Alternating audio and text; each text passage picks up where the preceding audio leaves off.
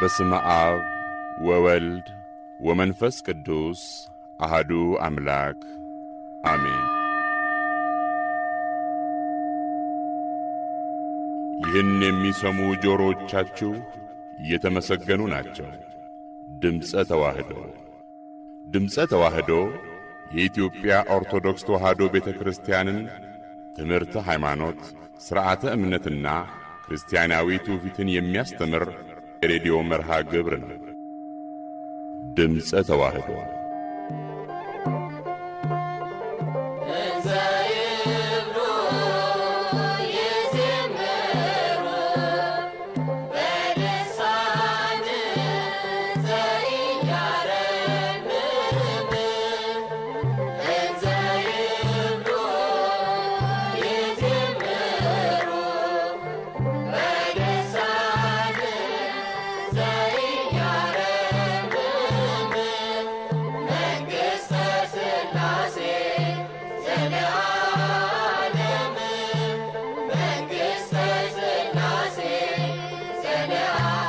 ሰላም ጤና ይስጥልን። የተወደዳችሁ አድማጮቻችን እንደምን አርፍዳችኋል? ይህ በኢትዮጵያ ኦርቶዶክስ ተዋህዶ ቤተክርስቲያን በሰንበት ትምህርት ቤቶች ማደራጃ መምሪያ በማህበረ ቅዱሳን የሚዲያ አገልግሎት ተቋም እየተዘጋጀ ወደ እናንተ የሚደርሰው የድምፀ ተዋህዶ የሬዲዮ መርሃ ግብራችን ነው። እንደምን ቆይታችኋል? በድጋሚ የተወደዳችሁ አድማጮቻችን እንግዲህ የዛሬ ሰኔ 7 ቀን 2018 ዓ.ም የሬዲዮ መርሃ ግብራችንን እየሰማነው ባለነው ዝማሬ ተጀምረዋል። ዝም በማይል አንደበታቸው እንዲህ እያሉ ያመሰግኑታል። የሥላሴ መንግሥት ዘላለማዊ ነው። ይህ ዝማሬ ቆየት ያለ ዝማሬ ነው። የምስካየ ሕዙናን መድኃኔ ዓለም ቤተክርስቲያን የተምሮ ማስተማር ሰንበት ትምህርት ቤት መዘምራን ያስቀረጹት ዝማሬ ነው። ለዘማሪያኑ እግዚአብሔር አምላካችን ዝማሬ መላእክት ያሰማልን። የሥላሴ በረከታቸው ረድኤታቸው አይለየን። የተወደዳችሁ አድማጮቻችን እስከ መርሃ ግብራችን ፍጻሜ ድረስ አብራችሁ እንድትቆዩ በአክብሮት እንጋብዛለን። እንግዲህ በተከታታይነት ወደ እናንተ ስናደርሰው የነበረው ክርስቲያን ጸሎት ተከታታይ ትምህርት ማለት ነው ባለፈው ሳምንት ማብቂያውን አግኝቷል። ከጥቂት ሳምንታት በኋላ ደግሞ በሰላመ ቅዱስ ገብርኤል የሚለው የእመቤታችን የምስጋና ጸሎትን የተመለከተ ተከታታይ ትምህርት ወደ እናንተ ለማድረስ እንደ እግዚአብሔር ፍቃድ ዝግጅቶቻችንን እያጠቃለልን ነው የምንገኘው። ይኸው ትምህርት በመምህራችን በመላከ ሰላም ታዬ አብርሃም አማካይነት የሚቀርብላችሁ ይሆናል። እንግዲህ የዛሬው መርሃ ግብራችን ከዚህ ውጪ ባለፈው ሳምንት የጀመርነው መንፈሳዊ ትረካ ለኃጥአን የመጣ ለጻድቃን በሚል ርዕስ የተዘጋጀው ማለት ነው ክፍል 2 እና የመጨረሻው ክፍል ይደመጣል። ከዚህ በተጨማሪ ደግሞ መዝሙሮቻችንና ጉዳዮቻቸው የሚለው ዝግጅታችን ይደመጣል። በዛሬው የመዝሙሮቻችንና ጉዳዮቻቸው ትኩረት የምናደርገው ደግሞ ዘማሪት ማረታ ኃይለ ሥላሴ የሰው ልጅ በኃይል ፈጽሞ አትመካ፣ አንድ አምላክ አለና በኃይሉ ኃይልን የሚለካ እያለች በምትዘምረው ዝማሬ ላይ የተደረገ የመዝሙሩ የግጥም ይዘት ትንተና የምናቀርብላችሁ ይሆናል። ሁሉም ጊዜያቸውን ጠብቀው ወደ እናንተ የሚደርሱ ይሆናል። እስከ መርሃ ግብራችን ፍጻሜ ድረስ አሁንም አብራችሁ እንድትቆዩ በአክብሮት እንጋብዛለን። መርሃ ግብሩን በመምራትና ዝግጅቶቹን በማስተዋወቅ እኔ ቀሲስ ዮሴፍ ይኩኖ አምላክ አብሬያችሁ ቆይታ የማድረግ ይሆናል። የወንድም እህቶቻችን የተምሮ ማስተማር ሰንበት ትምህርት ቤት መዘምራን ዝማሬ መደመጡን ይቀጥላል። ይህ ዝማሬ እንደተጠናቀቀ እህታችን ስምረት ትእዛዙ ከመምህር ኢንጂነር ሳሙኤል ታደሰ ጋር ያካሄደችውን እና የመዝሙሮቻችንና ጉዳዮቻቸው ዝግጅታችን ይደመጣል። ከዝግጅታችን በጣም ጠቃሚ ቁም ነገር እንደምታገኙ ተስፋ እናደርጋለን። አብራችሁን ቆዩ።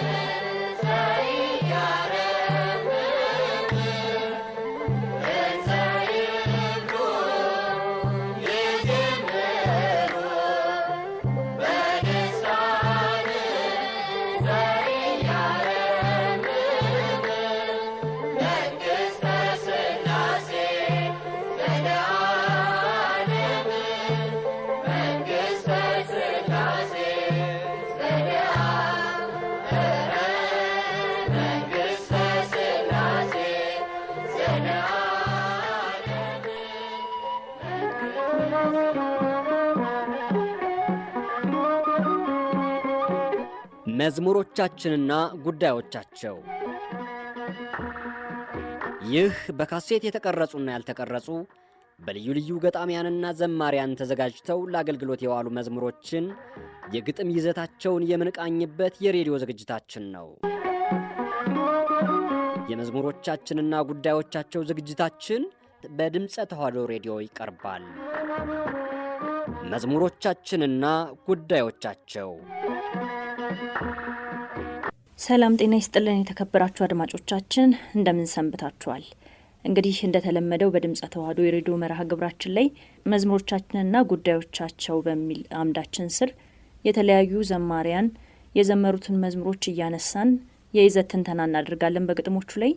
እንግዲህ ዛሬም በዘማሪት ማርታ ኃይለ ሥላሴ ቁጥር 1 ካሴት ላይ ታትመው ከወጡት አንዱ በሆነው የሰው ልጅ በኃይል ፈጽሞ አትመካ በሚለው መዝሙር ላይ ትንታኔ ለመስጠት መምህር ጋብዘን ይዘንላችሁ ቀርበናል ማለት ነው። መምህራችን በደብረ አሚን አቡነ ተክለ ሃይማኖት ቤተክርስቲያን የምክሐ ደናግል ሰንበት ትምህርት ቤት አገልጋይ የሆኑት መምህር ሳሙኤል ታደሰ ናቸው። መምህር እንኳን ደህና መጡ። እንኳን ደህና ቆያችሁ ነው።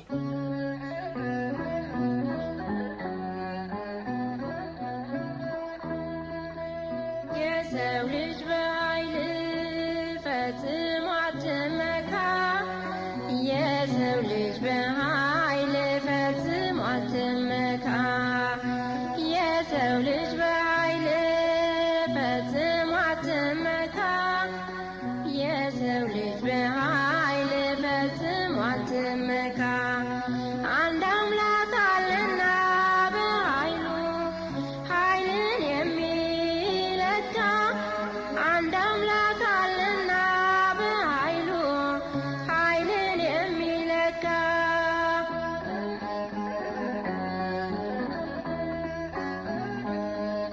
እንግዲህ በመግቢያችን ላይ እንደተናገርኩት ዛሬ በዘማሪት ማርታ ኃይለ ሥላሴ መዝሙር ላይ ነው የይዘት ትንተና የምናደርገው።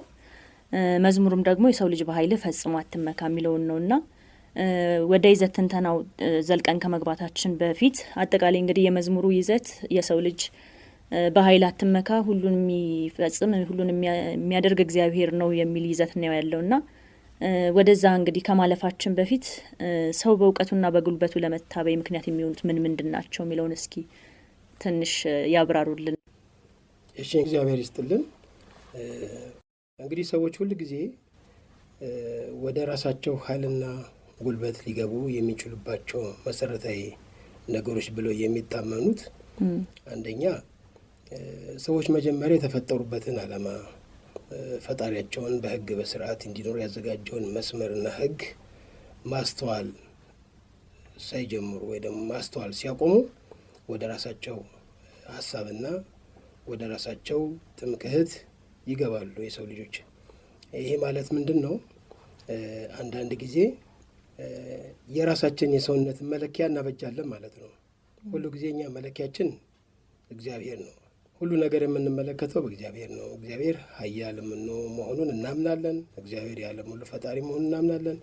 የተገኘ ነው ፍጥረት ሁሉ የተፈጠረው በእግዚአብሔር መሆኑን እናምናለን እና ከዚህ አንጻር ይህንን ሰው በዘነጋ ቁጥር በረሳ ቁጥር እጁ ላይ ባለው ነገር ነው መመካት የሚጀምረው። ለምሳሌ እውቀትን ሁል ጊዜ እያዳበረ ሲሄድ በዚህ ምድር ላይ ያለውን በዚህ በጠባቡ ዓለም ላይ ያለውን እውቀት በአእምሮ ይዞ ሲሄድ ሲያድግ እውቀት ኃጢአት ሆኖ በደል ሆኖ አይደለም። ነገር ግን ለሚገባው ነገር ካልዋለ ልክ እሳትን አሁን በጥሩ ሁኔታ ብንይዘው ብንጠቀምበት ለብዙ ስራ ይውላል፣ መልካም ስራ ያገለግላል። ነገር ግን በአንጻሩም ደግሞ በጥሩ ሁኔታ ካልያዝ ነው አገር ሊያጠፋ ሁሉ ይችላል፣ ቤት ሊያቃጥል ይችላል እሳት። ልክ እንደዛ ማለት ነው። ይሄ በህይወታችን ያሉ እኛ ጋር አብረው ቁጭ አሉ። ነገር ግን እውቀቱን መጠቀም እየቻልን በእውቀቱ አምላክን ማመስገን የምንችልባቸው መንገዶች እያሉ ነገር ግን ይህንን ባለመረዳትና በመዘንጋት ይህን ባለማሰብ እነዚህ እውቀቶች የመጨረሻ የእውቀት ጥግ አድርገን እናስባቸውና በዛ ምክንያት ሁል ጊዜ ከእግዚአብሔር መንገድ ስንወጣ እንታያለንና ሰዎች በእውቀታቸው ብዙ ጊዜ በመታበይ ከእግዚአብሔር መንገድ ይወጣሉ ማለት ነው። ስለዚህ የእውቀት እንግዲህ መኖር ባላንስ ሊደረግ የሚገባው ወይ ደግሞ አላዋቂዎች መሆናችንን ማወቅ የሚያስፈልገን ምንድን ነው? ለምሳሌ አንድ ነገር መጥቀስ ቢያስፈልገን ለምሳሌ ከሰውነታችን ክፍል የሚያድጉ ነገሮች አሉ። ለምሳሌ የራስ ጸጉራችን ያድጋል። የራስ ጸጉር ሲያድግ በምን ሰዓት እንዴት እንደሚያድግ ለዚህ ምንም እውቀቱ የለንም። እንደሚያድግ ብቻ ነው የምናረጋግጠው። በትክክል የዚህን ያክል ገደብ ያለን መሆኑ የኛ እውቀት ገደብ ያለ መሆኑ እናውቃለን። ይህ የሰውነት መወፈር፣ የሰውነት መክሳት ሰውነታችን ላይ በራሳችን ሂደት ላይ እየተከናወነ በእኛ ላይ ነገር ግን የሚገርመው ነገር በእችና በምን ሰዓት ላይ እንደምናድግ አናውቅም። ስለዚህ ይሄን ያክል እውቀታችን ያው በጣም ዝቅ ያለና ውስን መሆኑን የሚያመለክተን በዚህ ነው። ስለዚህ እግዚአብሔርን ማወቅ ግን የበለጠ የጥበብ ባለቤት እግዚአብሔር የእውቀት ባለቤት እሱ ኃያል አምላክ ነው። እኛ ምን አለን ብለን ራሳችንን እየመረመርን ራሳችንን በደንብ አድርገን ማን እንደሆነ ልናውቅ እንችላለን ማለት። ስለዚህ የእውቀት ባለቤት የሆነውን አምላክ አለ ከኛ በላይ ብለን እንደውም ባዶ መሆናችንን ነው ማሰብ የሚያስፈልገውና ሰዎች ብዙ ጊዜ እውቀት አለን ብለው በዚህ ሲታበዩ መንገዳቸውን ይስታሉ ማለት ነው። በእግዚአብሔር መመካትን ይዘነጋሉ ነው። ሌላው ገንዘብም እንደዚሁ በተመሳሳይ ነው። ገንዘብ በእጅ ላይ ሲመጣ ምናልባት በምድር ላይ ሊሽከረከሩበት ይችላሉ፣ በሰማይ ሊወሩበት ይችላሉ እና ነገር ግን ገንዘብ ሌላውን ነገር ሊያመጣ አይችልም። ለምሳሌ ጤናን እንኳን መግዛት ማግኘት አይቻልም፣ በገንዘብ አይቻልም። ምክንያቱም እግዚአብሔር ሲፈቅድ ብቻ መኖር እንደምንችል የጤና ሁከትን ቀድሞ መከላከል አይችልም ገንዘብ ማለት ነው። በሰውነታችን ላይ ያለ የሚፈጠሩ ማንኛውም እንደው የደቂቃ ትኩሳት እንኳን ገንዘብ ጥሬው ገንዘብ በእጃችን እያለ ልንከላከለው አንችልም እግዚአብሔር ካረዳን በስተቀር። ስለዚህ በገንዘብ ብንመካ ገንዘብ ከእግዚአብሔር መስመር ያወጣናል እንጂ ሊጠቅመን የሚችለው ነገር የለም። ስለዚህ ገንዘብ የሚታየው የሚጨበጠው ነገር በጣም የሚገርመው እኮ ገንዘብን ራሱ አንዳንድ ጊዜ ገንዘብ አለን ብናስ ገንዘብ ዋጋ የሌለባቸው ቦታዎች እኮ አሉ። ለምሳሌ ገንዘብ ሊገዛ ካልቻለ ወረቀት ነው የሚባለው። ለምሳሌ አንድ በረሃማ ቦታ ላይ ብንሄድ ምንም የሚበላና የሚጠጣበት የሌለበት ቦታ ቢሆን ገንዘብ ቢኖረን እዛ በረሃ ላይ ያንን ገንዘብ ሊለውጡን የሚችሉ ሰዎች ከሌሉ ይሄ ገንዘብ ወረቀት ነው፣ ትርጉም የለው፣ ጥቅም እየሰጠ ስላሉ። ስለዚህ ከዚህ አንጻር በገንዘብ እንኳን ልንመካበት አንችልም ነው፣ አላፊም ጠፊም ስለሚሆን ማለት ነው። ግን ገንዘብ ኃጢአት ሆኖ አይደለም። በዛ ገንዘብ ግን ራሳችንንም ሌላውንም ሰው መርዳት እንችላለን። ከእግዚአብሔር ጋር እንስማማበታለን፣ ጽድቅም ልናደርግበት ግን እንችላለን። ይህን እውቀት ይህን አስተሳሰብ ነው ሊኖርም በዚህም ልንመካም አይገባም ማለት ነው። እንግዲህ የምንመካው በእግዚአብሔር እንዲሆን ነው። በእውቀት መመካት ነው ብዙ ጊዜ ሰውን ወደ ገደል የሚከተው ከእግዚአብሔር ሕግ የሚለየው። በአንጻሩም እንደገና በገንዘቡ የሚመካም እንደዛው ነው፣ ወደ እንዲህ አይነት መስመር ውስጥ ይገባል ማለት ነው። አንዳንድ ጊዜ ደግሞ ጉልበት የሚሰጣቸውም ሰዎች አሉ። ጉልበት የእግዚአብሔር መሆኑን ደግሞ የማይረዱ ማለት ነው። ጉልበት አቅም ይሰጣቸውና እነዚህ ሰዎች ደካማ የሚሏቸውን ሰዎች ሲያስጨንቁ፣ ሲያንበረክኩ ሲመለከቱ ከነሱ በቀር ሌላ ማንም እንደሌላ አድርገው ራሳቸውን ይሾማሉ፣ ከፍ ያደርጋሉ። በዚህ ምክንያት ይታበያሉ። ማን እኔን ሊቋቋመኝ ይችላል? ማን ይችለኛል? እኔን የሚገዳደር ማን ነው ወደሚል ትዕቢት ውስጥ ይገባሉ ማለት ነው። ግን የእነሱ ጉልበት ምንም እንዳልሆነ ማሰብ የሚያስፈልገው ምንድን ነው? ሁሉን ማድረግ የሚችል ሁሉን መስራት የሚችል ኃያል አምላክ መኖሩን ግን ማመን የእኛ ጉልበት ምንም እንዳልሆነ ማወቅ ይቻላል ማለት ነው።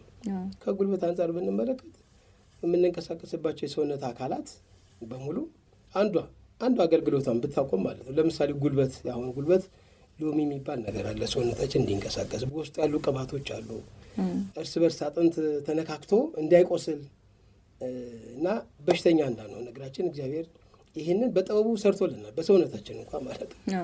እና ይሄ እንደው ውስጥ ያለ ቅባት እንኳን ቢጎል ይሄ አጥንት መነቃነቅ አይችልም፣ ቀጥ ነው የሚለው። ስለዚህ እንደ ልብ መንቀሳቀስ አይቻልም፣ እንደ ልብ መሮጥ አይቻልም፣ እንደፈለጉ መሆን አይቻልም። ደካማ እንሆናለን ማለት ነው። የፈለገ ኃይል ጉልበት ይኖር ማለት ነው። ይሄ የሰውነት ጤና የሚጠበቀው በእግዚአብሔር መሆኑን እያንዳንዱ የምንመገባቸው ምግቦች ሆኖ ወደ ሰውነታችን እንኳን ሲሄዱ ለሰውነት የምንገለገልበትን ነው እግዚአብሔር አጣርቶ ለሰውነታችን የሚሰጠው። የሰውነት አገልግሎቱ ራሱ ሰውነታችን የሚሰጠው በውስጥ ያለ አገልግሎት ተፈጥሮ እግዚአብሔር በሰራው መሰረት ነው እየሰራ ያለው ከተፈጠረበት ጊዜ ጀምሮ ማለት ነው። ለምሳሌ ምግብ እንበላለን። ምግብን ግን ብዙ ፕሮሰስ አልፋ ነው የምትመጣው። ብዙ ሂደት አላት። ምግብ ገበሬ ጀምሮ አዘጋጅቷት እንግዲህ በነፋስ ለይቷት አጽድቷት ያመጣትና እኛ ቤት እንኳን ስትመጣ በቤታችን ከገባች በኋላ በደንብ ተበጠራ፣ በደንብ እንደው ተነፍታ፣ በደንብ ተፈጭታ ምን ተብላ ተዘጋጅታ ንጹህ በሆነ ዕቃ ነው ቀርባ ምግብ የምትሆነው። ያ ግን ንጹህ የሆነ ነገር እጃችንን ታጥበን ነው የምንበላው። ግን የሚያስገርመው ነገር ከበላ ነው ወደ ሰውነታችን ከገባ በኋላ በቃ አለቀ። በውስጥ ያለ ሂደት ደግሞ የሚገርም ነው። ንጹህ ተብሎ ወደ ሰውነት የሚሄዳለ፣ አሰር ተብሎ ደግሞ የሚወጣል። ንጹህ ብለን የበላ ነው ምግብ። ይህን ያክል በራሳችን ሰውነት እንኳን ምን ያክል እውቀቱ እንደሌለን ይልቁን እግዚአብሔርን የምናመሰግንበት ሰውነት መሆኑን እንደው የምናምንበት ነው። ይሄ ፍጹም በእግዚአብሔር እንድንመካ የሚያደርገን በራሳችን ተፈጥሮ ራሳችን እግዚአብሔርን የምናመሰግንበትን። ስለዚህ በራሳችን ሰውነት እንኳን መመካት አንችልም የሚለው ይሄ በደንብ ነው። አንዷ ሕዋስ ብትጎል ደካማ ነው የሰው ልጅ። አሁን አይን ቢታወር ለምሳሌ በሐዋርያት ሥራ ስንመለከት ስለ ቅዱስ ጳውሎስ አጠራርን ስናይ በደማስቆ አደባባይ በመብረቅ ነው አይኑ የተመታው።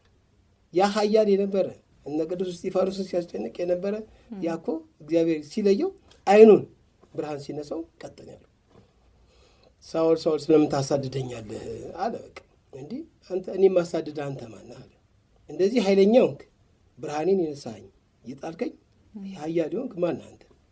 እንደዛ ነው ያለው። እኔ ናዝሬቱ ኢየሱስ ነኝ እያለ ጌታችን ገለጸለት ማለት። ስለዚህ ምን ከሰውነታችን አካል አንዱ ቢጎል ነው ምንም ኃይል ጉልበት እንደሌለን የታመነ ነው ማለት ነው። ስለዚህ በጉልበትም ልንመካ የማንችል መሆኑን ተፈጥሯችን ነው የሚነግረን። አሁን መጽሐፍ አይጠቀስልንም ማለት ነው። አጠገባችን ካሉ ሰዎች በደዌ ከሚያዙ በደዌ ከሚጨነቁ ሰዎች አይተን መማር እንችላለን ማለት ነው። በእድሜም በተያያዘ ከዚሁ ጋር ሰዎች እድሜያቸው ሲገፋ ጉልበታቸውም እየቀነሰ ነው የሚመጣውና በዚህም ማየት እንችላለን። በጣም ይሄ ሁሉ በቃ በሰውነታችን ሂደት ላይ እንግዲህ በሰውነት እድገት ላይ እነዚህ ተፈጥሮ የሆኑ ነገሮች ናቸውና በዚህ ሁሉ ነው እንግዲህ እግዚአብሔርን ማወቅ የሚገባል። ከዚህ ነው የሚጀምረው። ስለዚህ ልንመካበት የምንችለው በማን እንደሆነ የሚያስተምረን ማንም አይደለም፣ የራሳችን ሰውነት ነው መጀመሪያ። እና ለዚህ ነው ሰው ወደ ሁለተኛው ነገር ከሚሄዱ በፊት ወደ ፈጣሪ በጣም ከባድ ነው። ወደ ፈጣሪ ማሰብ ማለት ነው። መጀመሪያ ስለ ራሱ መርምሮ መጨረስ አለበት የሰው ልጅ ማለት። ስለ ሁለተኛ ስለ ሶስተኛ ነገር ለመመርመር እውቀቱን ለማግኘት መጀመሪያ በራሱ ሰውነት ያለውን ነገር መርምሮ ነው ወደ ሌላው መሄድ የሚችለው ማለት ነው። ስለዚህ ያ የሚጠቅም እውቀት የምንላቸው ነገሮች እነዚህ ናቸው። በእግዚአብሔር ሕግ እንድንኖር የሚያደርጉ እግዚአብሔርን ተስፋ አድርገን እግዚአብሔርን አምባ መጠጊያ አድርገን እግዚአብሔርን መመኪያ አድርገን የምንኖርበትን ሂደት የምንማረው ቢጀምረው ከራሳችን ነው፣ ከሰውነታችን ማለት ነው። መልካም። እንደው ከዚሁ ጋር በተያያዘ መምህር ካነሳ ነው አይቀር ቤተ ክርስቲያን በራስ ጥበብና እውቀት ስለመመካት ምንድን ነው የምታስተምረው? ምንድን ነው የምትለው? የሰው ልጅ በኃይል ፈጽሞ አትመካ፣ የሰው ልጅ በኃይል ፈጽሞ አትመካ። ሁል ጊዜ ቤተ ክርስቲያን ለክርስቲያኖች የምታስተምረው በጣም የሚገርመው ጌታችን ራሱ በትህትና እንድንኖር ነው የሚያስተምረን። እውቀት ቢኖረን እንኳን እውቀት የለንም እንድንል ስለ ነፍሳቸው ብለው እኮ ራሳቸውን ደሃ የሚያደርጉ ብፁዓን ናቸው ነው። እውቀቱ እያላቸው እውቀት ኖሯቸው ነው። እውቀት የሌለውማ የለው ነው የሚባለው። እያለው እንደሌለው የሚያስብ እውቀት የእግዚአብሔር ነው፣ የኔ እውቀት ግን ውስን ነው፣ ገደብ አለው ብሎ የሚያምን ይህን የሚቀበል ብፁዕ ነው፣ ንዑድ ክቡር ነው ማለት ነው። ስለዚህ በመንፈስ ራሳቸውን ድሃ የሚያደርጉ እኮ የሚለው ይህንን ነው በማቴዎስ ወንጌል ምዕራፍ 5 ላይ የምናየው ማለት ነው። ስለዚህ ቤተ ክርስቲያን መጀመሪያ የምታስተምረን ምንድን ነው? ይህንን ነው። በትህትና መኖርን ነው ቤተ ክርስቲያን የምታስተምረን። እመቤታችን ቅድስት ድንግል ማርያም እኮ ከሰማይ መልአኩ አብስሯት፣ በምድር ላይ ቅድስት ኤልሳቤጥ እንደዛ አክብራት፣ ከሴቶች ተለይተሽ አንቺ የተባረክሽ ነሽ፣ የማኅፀንሽን ፍሬ የተባረከ ነው፣ ጸጋን የሞላብሽ በቃ ምልዕተ ጸጋ ምልዕተ ክብር ብላ አመስግናት። ይህን ብላት መልአኩም እንደዛ አድርጎ እየሰገደ እያመሰገናት ከሴቶች መካከል ተለይተሽ የተባረክሽ ነሽ እያላት ከሰማይ መልአኩ ቅዱስ ገብርኤል በምድር ላይ ቅድስት ኤልሳቤጥ እንደዚህ አመስግነዋት እኮ በጸሎተ እግዝእትነ ማርያም ላይ ስንገባ ስለ ትሑታን ነው፣ ለትሑታን ጸጋን ይሰጣል ያለችው። ከፍ ብሎም ስንመለከት የባሪያይቱን ውርደት ተመልክቷለን ያለችው፣ ራሷን ባሪያ አድርጋ ማለት ነው። መጻሕፍት የሚያስተምሩ ቅዱሳት መጻሕፍት ቅዱስ ቤተክርስቲያን የምታስተምረን ይሄን ነው። ከቅዱሳን ሕይወት የምንማረው ይሄን ነው። ራስን ዝቅ ማድረግ ነው። እውቀት ቢኖረን እውቀት እንደሌለን ነው። ምክንያቱም እውነትም ነው ደግሞ የእኛ እውቀት ገደብ አለው፣ የማናውቃቸው ብዙ ነገሮች ስላሉ ማለት ነው። ስለዚህ የእኛ እውቀት ገደብ ያለ ገደብ ግን የሌለው እግዚአብሔር እንዳለ ካመንን ሁል ጊዜ የእኛ እውቀት ባዶ መሆኑን ሁል ጊዜ እናምናለን ማለት ነው። ምክንያቱም በተፈጥሮ እግዚአብሔርን ከሚያመሰግን አሁን ቅዱሳን መላእክትን ስንመለከታቸው ተፈጥሯቸውን ስናይ ረቂቃን ናቸው። በአይናችን ልናያቸው እንችል አይደለም። እንኳን እነሱ የምንተነፍሰውን አየር እንኳን በአይናችን አናየው። ስለዚህ እውቀታችን ገደብ አለው ማለት ነው። ስለዚህ በምንድን ነው አንዳንዴ በስራ ምለን የምንቀበላቸው ናቸው። እነዚህ አየር እንዳለ ተንፍሰን እናረጋግጣለን። ዛፎች ሲንቀሳቀሱ አይተን አለ ብለን እናምናለን፣ እንቀበላለን ማለት ነው። ይሄንን አድርገን እንግዲህ አምነን የምንቀበላቸው ሁኔታ አለና አሁን በተለይ ቅድስት ቤተክርስቲያናችን ራስን ዝቅ ማድረግን ነው የምታስተምረን። ራሱ ጌታችን ስላስተማረ መምህረ ትሕትና አይደለም የሚባለው? መምህረ ትሕትና ጌታችን ኢየሱስ ክርስቶስ በምሴተ ሐሙስ እኮ ብድግ ብሎ ወገቡን ታጥቆ ዝቅ ብሎ የሐዋርያትን እግር ነው እግራችሁን ልጠብ ያለው። ቅዱስ ጴጥሮስ ምንድን ነው ያለው? በፍጹም አይደረግም ነው ያለው። ልታጥበኝ አይገባም፣ እኔ ማጠብ ይገባኛል እንጂ አንተ እንዴት እኔን ታጥበኛለህ ያለው። ስናስበው እውነት ነው። እሱ ፈጣሪ አምላክ ነው፣ የሁሉ ገዢ ነው። እነ ሚካኤል እነ ገብርኤል የሚሰግዱለት ታላቅ አምላክ ነው። ስለዚህ እሱ ግን ራሱን ዝቅ አደረገ። ነገር ግን ምንድን ነው ያለው? እኔ እግርህን ካላጠብኩ ከኔ ጋር እድል ፈንታ ጽዋ ተርታ አይኖርህም ነው ያለው። ይህን ያለበት ምክንያት ምንድን ነው? በቁሙ ምንድን ነው? እኔ ትህትናን ላስተምር ወደዚህ ምድር የመጣ ነኝና አርያ ለመሆን የመጣ ነውና የኔን አርያ ልትከተሉ ይገባል። እኔ ዝቅ ብዬ ባጥባችሁም እናንተም ዝቅ ባላችሁ እንድታጥቡ ከታች ይገልጸዋል። በዮሐንስ ወንጌል ምዕራፍ 13 ላይ ራሱ ይገልጸዋል ጌታችን። ስለዚህ ዝቅ አለ። በጣም የሚያስገርመው ደግሞ ያጠበው እግር ነው። እጅ ቢሆን ችግር የለም፣ እንግዲህ ከእግር በላይ ያለው አካላት ቢሆን ችግር የለም። እግር ማለት በጣም ለቆሻሻ ነገር ለመቀበል በጣም በጣም በጣም የቀረበ እግር ነው። የትም ይረግጣል፣ የትም ይሄዳል። ብዙም ቆሻሻ ነገር እኮ የሚረግጥ እግር ነው። ልጠው ያለው ያንን ነው፣ ሌላ ነገር አለ። ጌታችን ያለው እግራቸውን ያለው በዛ ነው። ከዛ በኋላ ቅዱስ ጴጥሮስ ምንድን ነው ያለው? እድል ፈንታ ጽዋ ተርታ ከአንተ ጋር እስከሌለ እግሬን አይደለም መላ ሰውነቴን የጠበኝ። ለምን? እድል ፈንታውን ማጣት አይፈልግማ። ከክርስቶስ መለየት እንደሌለበት ያምናል። አምኖ የተከተለ ሐዋርያ ነው። አይ ግድ የለም እግርህ ከጸዳ መላ ሰውነት ይጸዳል አሉ። ያው ለሐዋርያት አባቶቻችን በተርጓሚያቸው ጥምቀታቸውም ነው ልጅነትን ያገኙበት ነው ብሎ ይተረጉሙታል። ከዚያም ደግሞ ጌታችን ለምን እግር አጠበ ሲባል ለትህትና መምህረ ትህትና ነውና፣ ትህትና ፍጹም የሆነ ትህትና ነው። ፍጹም ሰውን የመውደድ ትህትና ነው። ፍጹም ሰውን የመውደድ በቃ ሰውን የመውደድ ልኩ ከሰማያ ሰማያት መውረድ፣ ከድንግል ማርያም መወለድ፣ ያውም በበረት ወደዚህ ምድር መምጣት፣ እግርን ማጠብ ፍጹም ልክ የሌለው ገደብ የሌለው እኮ የምንለው እኮ የጌታችን ፍቅሩ እኮ ይሄ ነው። ዝቅ ብሎ በእውነት ዝቅ ያሉትን ባሮቹን የማጠብ ማለት ነው። ባሮችን እሱ ጌታ ሆኖ ባሮችን የማጠብ ፍጹም የሆነ ፍቅሩን የገለጸበት ነው ጌታችን። እና በዚህ ሁኔታ ነው ጌታችን የሐዋርያትን ነገር ያጠበው። ስለዚህ መመሪያ ትህትና። ስለዚህ ቅድስት ቤተ ክርስቲያን ሁል ጊዜ በዚህ ትህትና ውስጥ እንድንኖር ነው የምታስተምረን። ለዚህ ነው አባቶቻችን ሕይወታቸውን በየመሰሉ እኮ ነው። እና አብርሃም እኔ አፈር ነኝ አንድ ጊዜ በእግዚአብሔር ፊት ቆሜ ልከራከር እንኳን የማይገባኝ ብሎ ይጀመርና ይለምናል። አባታችን አብርሃም አበ ብዙኃን የተባለው ማለት ነው። እነ ቅዱስ ነቢዩ ዳዊትን ደግሞ ብንመለከት እኮ እኔ ትል ነኝ ይላል እኮ። ትል ነኝ እውነት ነው። በትህትና ምንድን ነኝ እዚህ ግቢ በእግዚአብሔር ዘንድ ምንትን ነኝ ምንም አይደለሁም ሲሉ ነው አባቶቻችን። ቅዱስ ጳውሎስ እኔ ጭንጋፍ ነኝ ይላል። ቅዱስ ጳውሎስ ሕይወቱን እንመልከተው እስኪ። እግዚአብሔር እንዴት የተከተለ ነው፣ ክርስቶስ እንዴት የተከተለ ነው። በፍጹም እምነት በሃይማኖት ተከትሎ እኮ ብዙ ሚስጥራት የተገለጡለት እኮ ነው። ስለዚህ እነ ቅዱስ ጳውሎስ ይህን ካሉ፣ ሌሎችም አባቶቻችን ይህን ካሉ፣ በጣም ቅዱስ ቤተክርስቲያን የምታስተምረን በትህትና ውስጥ መኖር ነው። ስለዚህ በትህትና ውስጥ ያሉ ሰዎች ደግሞ ሊመኩ የሚችሉበት በማን እንደሆነ ያውቃሉ ማለት ነው። ስለዚህ መሰረቷ ቅዱስ ቤተክርስቲያን ይሄ ነው። መልካም። እሺ መምህር እግዚአብሔር ይስጥልን። እንግዲህ ለመግቢያ ያህል ይሄንን ካልን አሁን ወደ ስንኞቹ ትንተና እንገባለን ማለት ነው። የመጀመሪያው እንግዲህ የሰው ልጅ በኃይል ፈጽሞ አትመካ፣ አንድ አምላክ አለና በኃይሉ ኃይልን የሚለካ ነው የሚለው። እስቲ እቺ ሁለቷ ስንኝ ምን ለማለት ተፈልጎ ነው? የሰው ልጅ በኃይል ፈጽሞ አትመካ፣ የሰው ልጅ በኃይል ፈጽሞ አትመካ፣ የሰው ልጅ በኃይል ፈጽሞ አትመካ፣ የሰው ልጅ በኃይል ፈጽሞ አትመካ። አንድ አምላክ አለና በኃይሉ ኃይልን የሚለካ፣ አንድ አምላክ አለና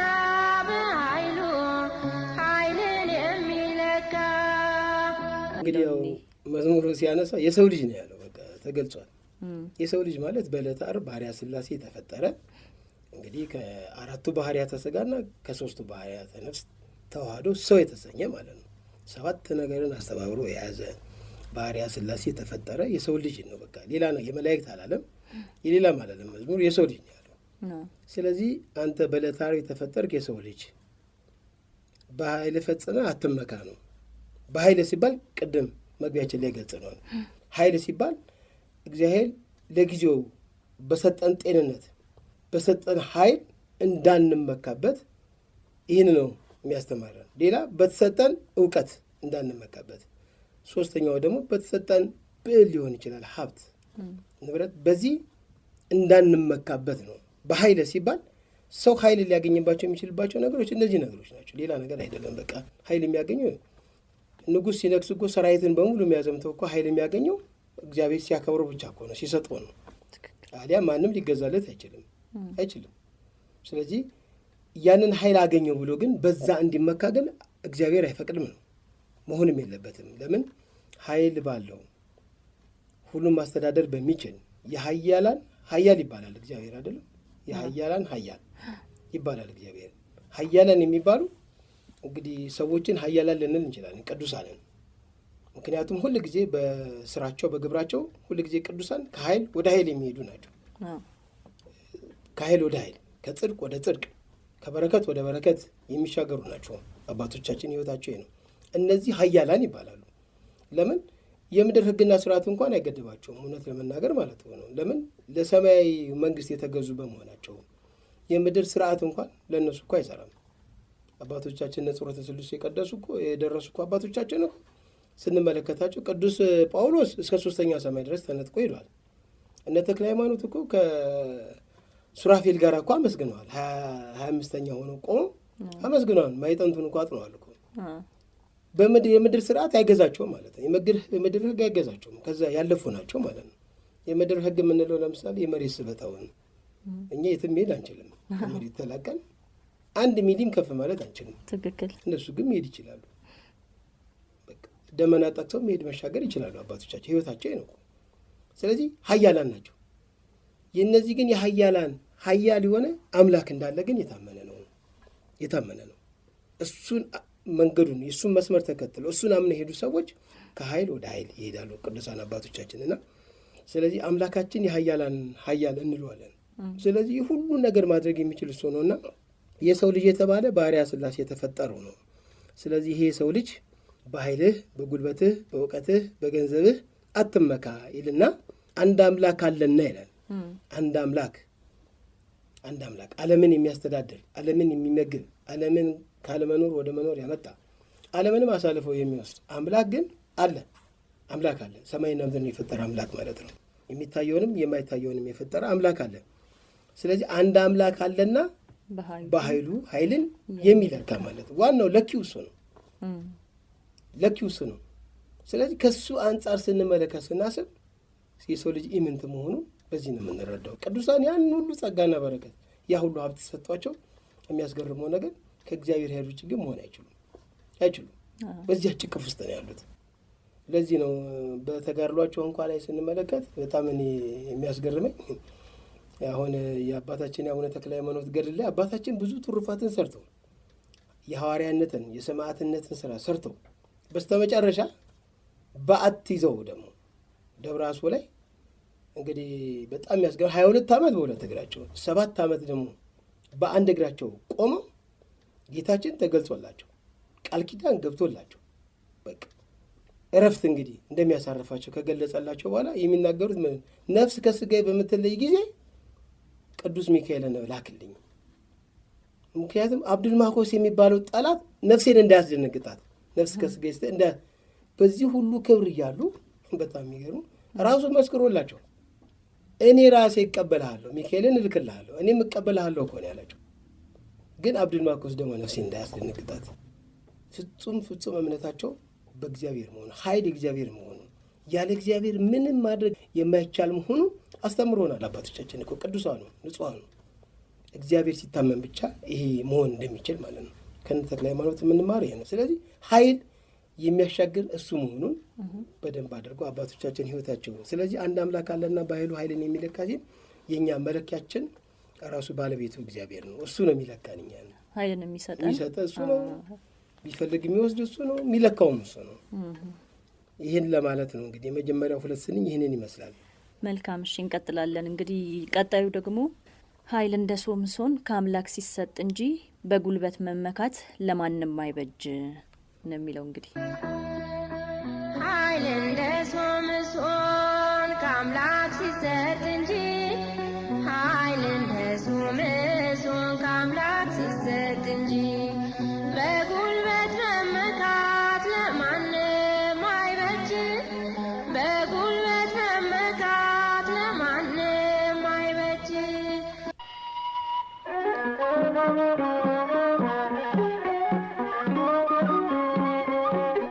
መዝሙሮቻችንና ጉዳዮቻቸው። ይህ በካሴት የተቀረጹና ያልተቀረጹ በልዩ ልዩ ገጣሚያንና ዘማሪያን ተዘጋጅተው ለአገልግሎት የዋሉ መዝሙሮችን የግጥም ይዘታቸውን የምንቃኝበት የሬዲዮ ዝግጅታችን ነው። የመዝሙሮቻችንና ጉዳዮቻቸው ዝግጅታችን በድምፀ ተዋሕዶ ሬዲዮ ይቀርባል። መዝሙሮቻችንና ጉዳዮቻቸው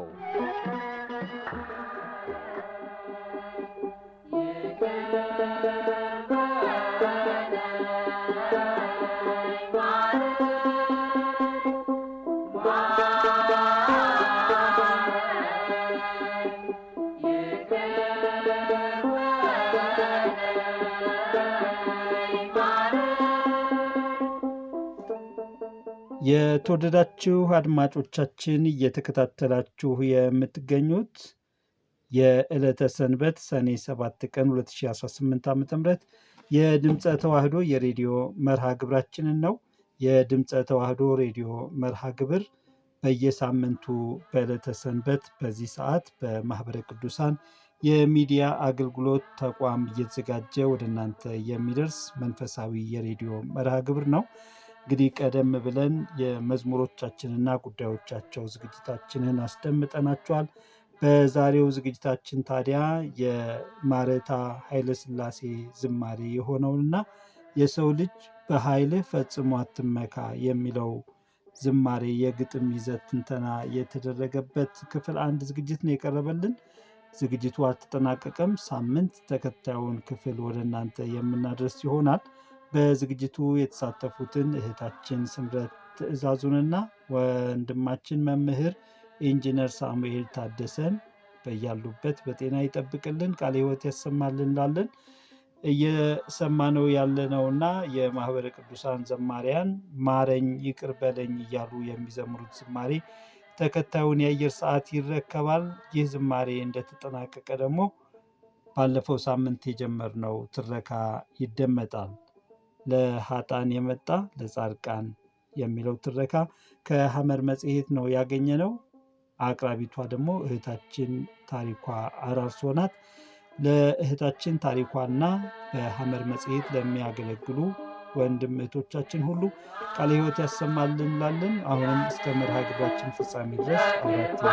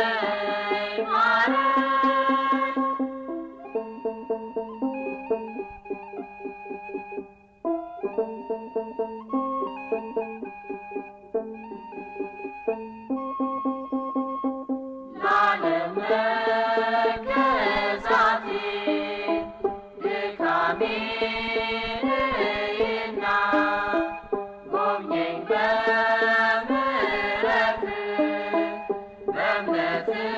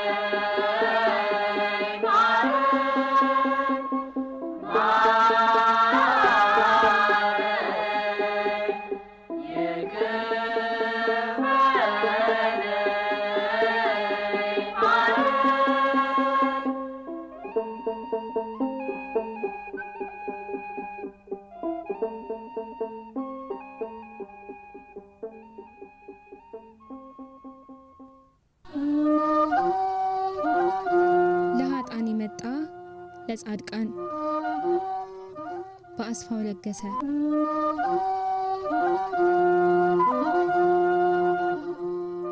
ከቤቴ የማውቀው መታጠቢያ ቤቱን፣ መኝታ ቤቴን፣ የግል ንጽህና መጠበቂያዬን፣ መዋቢያዎቼንና የሞባይል ቻርጀሬን ብቻ ነው። ዘይት አለቀ፣ ዱቄቱ ወሬ ያደርሰን አያደርሰን እንደሆነ አላውቅም። ለቤቴ ባዕድ ነኝ። ናፍቆቴ አንቺ ያዘጋጀሽውን ምግብ መመገብ ነው የምፈልገው ይለኛል። እኔ ግን አመት በዓል ካልሆነ ወይም የተለየ ዝግጅት ከሌለን በስተቀር ማድ ቤት አልገባም። እሱም ተስፋ ቆርጦ ከኔ መጠበቁን ትቷል። ሞባይል ስልኩ ላይ ስሜን ከአትጠገብ ወደ ሚስስ ቲክቶክ ቀይሮታል። ጥፋቴ መች ይህ ብቻ ሆነና ለነገ ማለትን የማላውቅ ገንዘብ አባካይ ነኝ። ድንገት ደስ የሚለኝ ነገር ካየው በግ ሊሆን ይችላል፣ ቀሚስ ወይም ቆንጆ ጫማ መጅረጥ አድርጌ መግዛት ነው። ገንዘቡ የተሰጠኝ ለቤት አስቤዛ ተብሎ ሂሳብ ተሰርቶ ቢሆንም እንደ ልማዴ አንድ ቀን የሰጠኝን ገንዘብ ውድምድም አድርጌ ሳበቃ ስልክ ደወልኩለት። ከሰላምታ በኋላ በሰላም ነው የደወልሽው አለኝ። እጄ ላይ ምንም ገንዘብ ስለሌለ ይዘህና አልኩት። ለምንሽ ነው? ቀለብ የለንም፣ የልጆቹ ትምህርት ቤትም አልተከፈለም። የሰጠውሽን ምን አደረግሽው አለኝ ተገርሞ። ወደ ቤት ሲመለስ የገዛሁትን አሳየሁት። ግዴታ ብር ያስፈልገናል። ማን ይሰጠኛል አለኝ አዝኖ። ብድር ጠይቅ። አልችልም። ለምንድነው የማትችለው? እኔ በከፍተኛ ኃላፊነት ደረጃ ላይ ያለው ሰው ነኝ። መስሪያ ቤታችን ብድር አያበረታታምና ለኔ ተፈቅዶ ለሌላው ሰራተኛ እንዴት ይከለከላል አለኝ ቅር ብሎት። ከጓደኞች ጠይቅ። እንደኔ ደሞዝተኛ ናቸው፣ ከየት ያመጣሉ? እንግዲያውስ ልጆች በራብ ማለቃቸው ነው። ዱቄት አልቋል፣ ዘይት የለም፣ መብራት አልተሞላም፣ ውሃ ስላልተከፈለ ይቆረጣል። ከነገ ጀምሮ ልጆቹ ሰርቪስ አይኖራቸውም። በመገረም እያየኝ የሰጠውሽን ገንዘብ ምን አደረግሽው አለኝ ደገመና። በላሁበት፣ ዘና ፈታልኩበት፣ ለውሽማዬ ሰጠሁት። በቃ አለቀ። አፉን አዘጋ ብዬ በቁጣ ተንጨረጨርኩ። ከዚህ በላይ ከኔ ጋር መከራከር ስላልፈለገ በዝምታ ያስተውለኛል። ልማዱ ነው። ንትርክ ሲሰለቸው ሳሎን ከሆንን ወደ መኝታ ቤት ይገባል። መኝታ ቤት ውስጥ ከሆንን ወደ ሳሎን ይሸሸኛል። ብዙ ጊዜ አኩርፎ ሶፋ ላይ ኩርትም ብሎ አድሮ ያውቃል። ጥፋቴን ሊነግረኝ ሲሞክር እንግዲህ ጭቅጭቅህ ጀመረ፣ እባክህ አፍህን አትክፈትብኝ ብዬ አቋርጠዋለሁ። ጭቅጭቃችን የስነ ልቦና ስብራት የደረሰበት ይመስለኛል። ይህንን ሰሞን በእንቅልፍ ልቡ ይቃዣል። አንድ ሌሊት አብረን ተኝተን በእንቅልፍ ልቡ ማውራት ጀመረ። ልቤም ጆሮዬም ነቁ። ሚስት ተክለ አይደለችም። ተክለ ኮትኩተህና አርመህ የምታሳድጋት፣ የተሰጠህን ነው የምትቀበለው። እግዚአብሔር ሆይ ስለ ሚስቴ ለመንኩን አልሰማኸኝም? ምን ነው እዚህች ላይ ጣልከኝ እያለ ሲያማርር ደነገጥኩ፣ አዘንኩ። ቁንጅናዬና የሚያማምሩ ልጆች የወለድኩለት መሆኔ ከእርሱ በፊትም ሆነ እርሱን ካገባው በኋላ ሌላው እንዳለማወቂ ብቻውን እንደሚበቃው አስብ ነበር። ከጥሩ ሚስቶች ጋር ራሴን አነጻጸርኩ። የወላጅ እናቴንና የታናሽ እህቴን የትዳር ህይወት ቃኘው። የጓደኞቼ አኗኗርና የጓደኞቹ ሚስቶች ሁኔታ አንድ በአንድ ታወሰኝ። ከዚህ በፊት አስቤውና ትኩረት ሰጥቼው የማላውቀውን ባሎቻቸውን የሚንከባከቡበት መንገድን አሰብኩት። የራሴን ፍላጎት ለማሟላት ስል ሁሉ ጊዜ እቃወመዋለሁ። እኔን ሚስት ያሰኘኝ መውለዴ ብቻ ነው። አክብሮትም ሆነ እንክብካቤ አይሰጠኝም የሚል አስተሳሰብ ነበረኝ። ነገር ግን ትክክል እንዳልሆንኩ የገባኝ የእርሱን መጎዳት ሳስተውል ነው። ፈጣሪ የልጅነቱን ኃጢያቱን ቆጥሮበት ፍዳውን በምድር ሊከፍለው የተላኩበት የቅጣት አለንጋ እንደሆንኩ ተሰማኝ። ብዙም አልቆየሁም። አንድ ሰሞን ለውጥ ላሳይ ሞከርኩ። የሚያሳዝነው ነገር ግን ወዲያው ሰልችቶኝ እርግፍ አድርጌ ተውኩት። አንዳንድ ቀን የሆነ ቦታ ደርሰን ለመምጣት ወይም ዘመድ ለመጠየቅ ወጥተን በጥቂት ነገር ተኮራርፈን እንመለሳለን። መንገድ ላይ የማውቀው ሰው ከገጠመኝ የሰላምታ አቀራረቤን ባጭሩ አላደርገውም። ያገኘሁትን ሰው ብቻ ሳይሆን ዘመድ አዝማዱን፣ ቀበሌና መንደሩን ሁሉ ጠይቀዋለሁ። ከዚያ ስለ ኑሮ ይቀጥላል። ባለቤቴ ያንን ሁሉ በትዕግስት ቆሞ ይጠብቀኛል። ከባድ ፀሐይ ወይ ዝናብ ላይ ሊሆን ይችላል። ጨርሼ ስመጣ ምን ነው አትጠገብ ይለኛል ተከፍቶ። አልፋታኝ አለች፣ እንዴት አድርጌ ላቋርጣት? ወንድ ሊሆንም ይችላል። ይቅርታ ሰው አቁም ያለው አትይም? ኩራት ያስመስልብኛል። እንደምሞግተው ስለሚያውቅ ዝምታን ይመርጣል። የባሰ ያናድደኛል። አብረን በታክሲ ስንጓዝም አጠገቤ ካለ ሰው አወራለሁ። ባለቤቴን ጭራሽ እስከ መፈጠሩ ረስቼው ጮክ ብዬ ላወራና ልስቁሉ እችላለሁ። ሲታዘበኝ ኖሮ አንድ ቀን በታክሲ እየሄድን ለባል ክብር ሲባል ዝም ነው የሚባለው፣ ወይም ሚስቶች ከባሎቻቸው ጋር ሲሆኑ ከሌላ ሰው ጋር የሚያደርጉት ቃላት ልውውጥ የተገደበ ሊሆን ይገባል። ከዚያ ይልቅ እኔን ነበር ልታጫውችኝ የሚገባው አለኝ። እንዲያው ድከም ሲለው ነው እንጂ እኔ እንደሆንኩ መስሚያዬን ጥጥ አድርጌዋለሁ። ጥፋቴን ማመን አልፈልግም። ወደ እርሱ ነው የምገለብጠው። አንድ ቀን ማምሻችንን ሳሎን ውስጥ ከልጆቻችን ጋር እንደተቀመጥን ዝምታው አስጠላኝና በቃላት ጎሸም ላደርገው ፈለኩ። ፍቅር አታሳየኝም አልኩት። ምን አይነት ፍቅር ነው ከኔ የምትጠብቂው አለኝ በጣም ተገርሞ። ትልቋ ልጃችን አፎሚያ አጠገባችን ቁጭ ብላ በግርምት እያየችን ነው። እንደ ሌሎቹ ሚስቶች የባል ፍቅር እፈልጋለሁ። መንገዱን መቼ ሰጠሽ? በራስሽ ስሜት ብቻ ነው የምትጓዡ። ሶስቱም ልጆቻችን ፈርተው ጥግ ጥጋቸውን ይዘዋል። ትልቋ ልጃችን አፎሚያ ግን ጭቅጭቃችንን መቋቋም አልቻለችም። ከተቀመጠችበት ተነስታ በቃ እናንተ ለደቂቃም ቢሆን መቀመጥ አትችሉም ማለት ነው? ተነስ ይበቃችኋል ብላ በንዴት አባቷን አስነስታ ወደ መኝታ ቤት ወሰደችው። በሚቀጥለው ቀን ምሽት በመካከላችን ያለው አለመግባባት ያሳሰበው ይመስለኛል። ሳሎን ሶፋው ላይ በዝምታ ተውጦ ተቀምጧል። ዝምታው ያስፈራል። ምንድነው የሚዘጋ አልኩት። ይህንን ትዳር ብለን እየተናቆርን አብረን ከምንኖር ብንለያይ ነው የሚሻለው አለኝ ዝምታውን ሰብሮ። ታዲያ ማን ያዘ? ሳላስበው ቀርቻ አይደለም እና ልጆቼ እንዳይጎዱ እንዲሁም ለሰው መሰናከያ ላለመሆንና የአምላክ ስጋና ደም እዳ እንዳይሆንብኝ ስለሰጋው። ታው እንጂ ስለተመቸሽኝ አይደለም አብሬሽ የምኖረው። የጾምና የጸሎት ሰው ነው። ስራው ሎ እንደገባ የቀረበለትን ቀማምሶ ትንሽ ያርፋል። ሌሊት 8 ሰዓት ተነስቶ እስኪነጋ ድረስ ሲጸልይ ሲሰግድና ቅዱሳት መጻሕፍትን ሲያነብ ያነጋል። ቢሮ ውስጥ እንቅልፍ እንዳያስቸግረው ብቻ ትንሽ ያሸልባል። አብረን መኖር ከጀመርንበት ጊዜ አንስቶ ይህ ልማድ ሲቋረጥ ያየሁት ከታመመ ብቻ ነው። ያኔም እያቃሰተም ቢሆን በለሆሳስ ተኝቶ ይጸልያል። የንስሐ አባታችን በሁለታችንም በኩል በሚደርሷቸው ስሞታዎች መነሻነት ሊያነጋግሩን በጠዋት ወደ ቤታችን መጡ።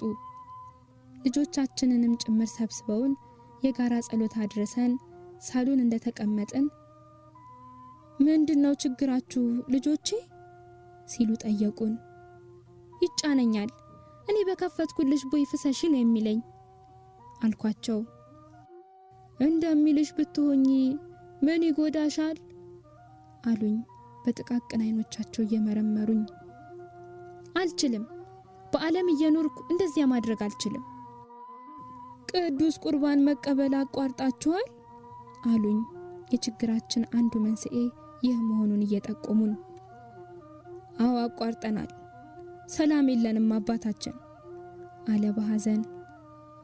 ዲያብሎስ እየፈተናችሁ ነው ልጆቼ። መግባባት አልቻልንም። እንደ ሚስቱ አይመለከተኝም፣ አያቀርበኝም አልኩ የችግሩ ምንጭ እኔ እንዳልሆንኩ ለመሸሸግ። በጥልቀት ሲያስቡ ቆይተው የአባትነት ድርሻቸውን ለመወጣት አስፈላጊውን ኦርቶዶክሳዊ ምክርና ተግሳጽ ያዘለ ትምህርት ሰጥተው አስታረቁን። እኔንም ከቤተ ክርስቲያን መራቅ ለዲያብሎስ መንገዱን ማመቻቸት ስለሆነ እንድጠነቀቅ መከሩኝ። ነገር ግን ችግሩ እየባሰ እንጂ እየቀነሰ አልመጣም። ሁለታችንም እልህ ተጋብተን ጠዋትም ማታም ጭቅጭቅ ነው። በእኛም ምክንያት ልጆቻችን ከጊዜ ወደ ጊዜ ጭንቀታቸው እየጨመረ ትምህርታቸውን በአግባቡ መማራቃታቸው፣ በተለይ ንቁ የነበረችው አፎሚያ አመመኝ ብላ መቅረት፣ መጨነቅ፣ ዝም ማለት አዘወተረች። ተስፋ መቁረጥ በግልጽ ይነበብባታል። ከጥቂት ቀናት በኋላ ግን አንድ ሌሊት ከልጆቼ መኝታ ቤት ጩኸት ተሰማ። እኔ ከመኝታ ቤት እርሱ ደግሞ ከሳሎን በእንቅልፍ ልባችን እየተደናበርን ወደ ልጆቻችን መኝታ ቤት ገባን። አፎሚያ መሬቱ ላይ ተዘርግታለች። እየጮህኩ አፋፍሼ ለማንሳት ሞከርኩ። ሰውነቷ እንደ በረዶ ቀዝቅዟል። ሐኪም ቤት እያለ መኪና ፍለጋ ወደ ጎረቤቶቻችን ቤት ሄደ። እኔ ጮሃለሁ። ጎረቤቱ ሁሉ ተሰበሰበ። አቅራቢያችን ወደሚገኝ ሐኪም ቤት ብንወስዳትም ሕይወቷን ማትረፍ አልተቻለም። ባለቤቴ ሐኪም ቤት ውስጥ እኔን ለመግደል ያዙኝ ልቀቁኝ አለ። እየጮኸ ይህ ሁሉ ያንቺ ውጤት ነው፣ ያንተም ችግር ነው በማለት ላንቀው ተንደረደርኩ። ጎረቤቶቻችን ሁለታችንንም ለማረጋጋት ሞከሩ፣ ግን የልጃችንን ሕይወት መታደግ ተሳነን። ልቤ በጸጸት ተቃጠለ። አለቀስኩ፣ ግን የሆነውን መመለስ አልቻልንም። ትዳሩም ትዳር አልሆነ። የልጃችን አፎሚያ 40 ሳይወጣ ልጆቻችንን ተከፋፍለን ተለያየን። ራሴን መግራት አቅቶኝ የልጄን ሕይወት ቀጠፍኩ። ትዳሬም ሆነ ልጆቼ ተበተኑ። ሁሉም ነገር ነበረኝ፣ ግን ሁሉንም አጣው። ትዳሬ ይናፍቀኝ ጀምሯል። መማር የሚፈልግ ከኔ ሕይወት ይማር። ወስብሐት ለእግዚአብሔር ወለወላዲቱ ድንግል ወለመስቀሉ ክቡር።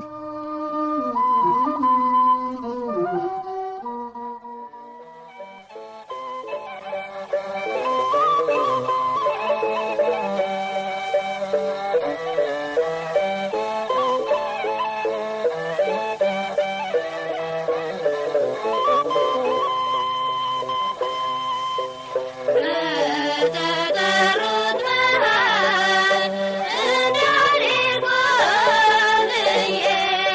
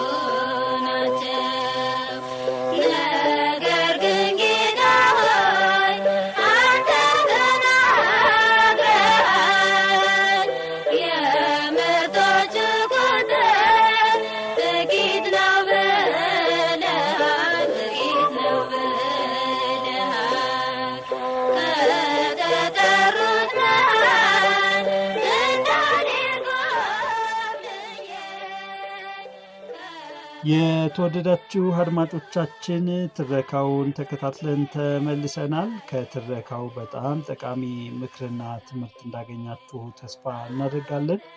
በትረካው ዝግጅትና በማቅረቡ የተሳተፉትን ሁሉ እግዚአብሔር አምላካችን ቃለ ሕይወት ያሰማልን።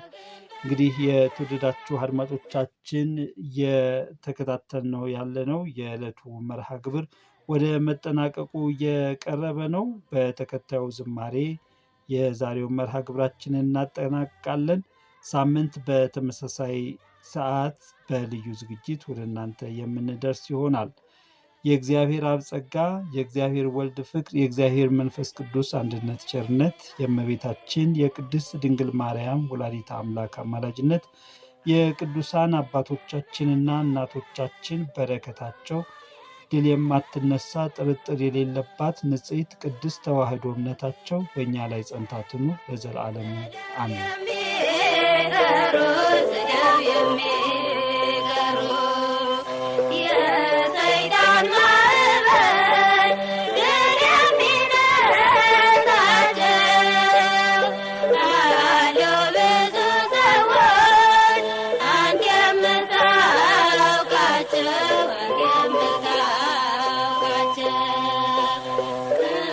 አቤቱ ጸሎቴ ወደፊትህ ትቅረብ፣ እንደ ቃልህ ማስተዋይ አድርገኝ። ልመናዬ ወደፊትህ ትድረስ፣ እንደ ቃልህ አድነኝ። ሥርዓትህን አስተምረኸኛልና ከንፈሮቼ ምስጋናን አወጡ። ትእዛዛትህ ሁሉ ጽድቅ ናቸውና አንደበቴ ቃልህን ተናገረ። ትእዛዛትህን መርጫለሁና እጅህ የሚያድነኝ ይሁን። አቤቱ ማዳንህን ናፈቅ፣ ሕግህም ተድላዬ ነው።